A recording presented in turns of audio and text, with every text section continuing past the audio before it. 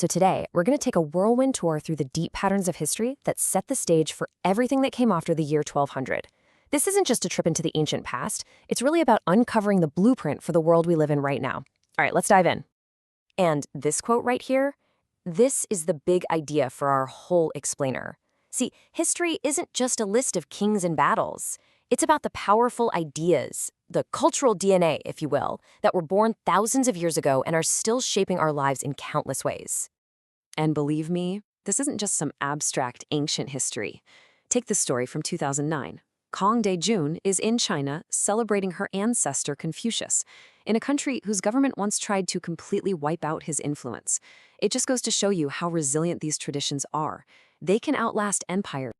But before any of these traditions could even begin to form, humanity had to go through probably the single most important transformation in our entire history. I'm talking about a complete reinvention of how we lived. I mean, just look at the difference here. For more than 95% of the time humans have been on Earth, we lived in small, nomadic groups. Then, the agricultural revolution happens, and bam, suddenly, everything we think of as history, cities, states, empires, even writing, all of it becomes possible.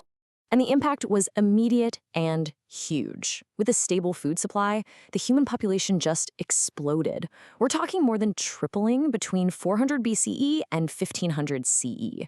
This population boom really set the stage for the next big thing. So you've got all these people, and they're not wandering around anymore. They're settling down in bigger and bigger communities.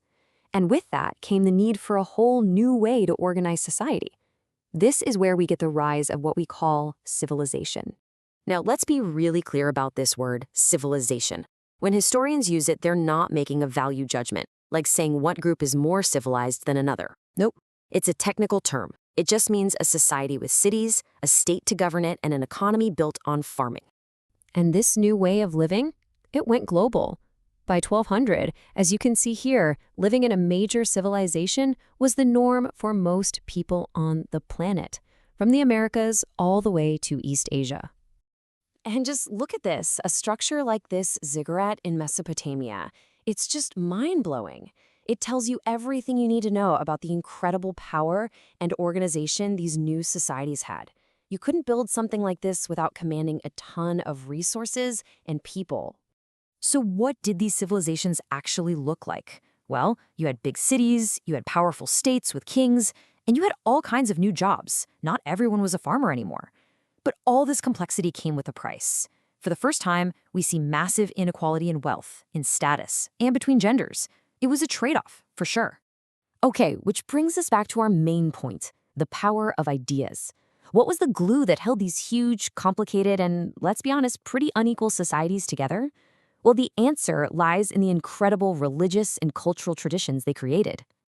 Think about this for a second. In this window of time, just over 1,000 years, basically all the major traditions that would define Africa, Europe, and Asia for the next few millennia came into being.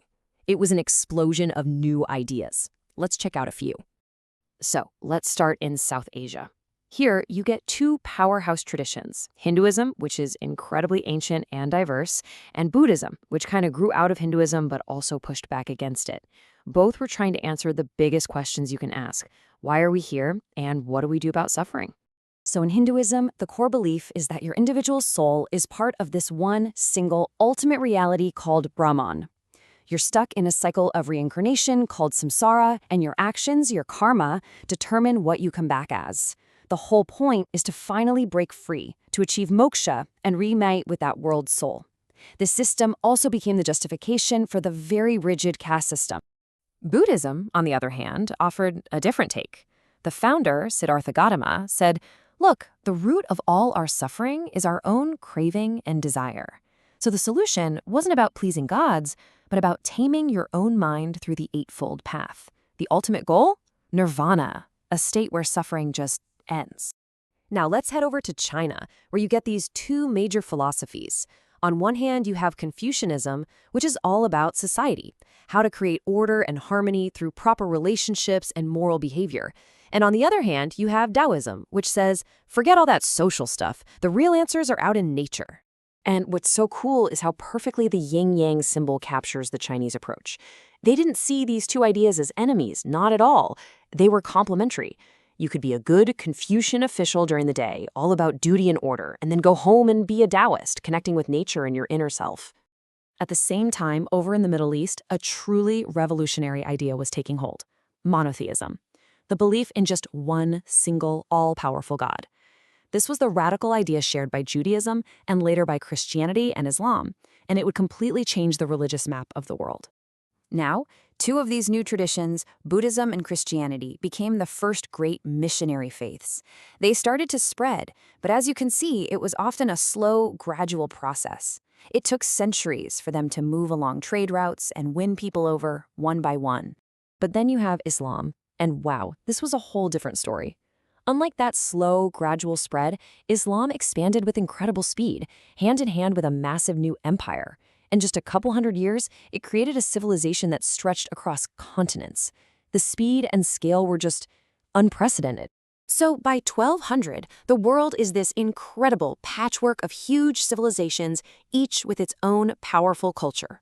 But here's the key: they weren't living in isolated bubbles. No way. They were connected, constantly bumping up against each other through trade, war, and the exchange of ideas. These were the superhighways of the pre-modern world. You had the Silk Roads over land, the sea roads on the Indian Ocean, and the sand roads across the Sahara. Goods, ideas, and religions traveled along these routes, but so did deadly diseases, like the plague. And this really gets to the heart of it.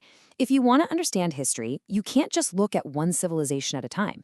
The real engine of change, where all the most interesting stuff happens, is at the intersections. It's in the encounters between different cultures. So, by the year 1200, all the pieces are on the board. You've got these massive civilizations, these deep-rooted traditions, and these sprawling networks connecting them all. The stage is set. The only question is, what happens when the game really begins?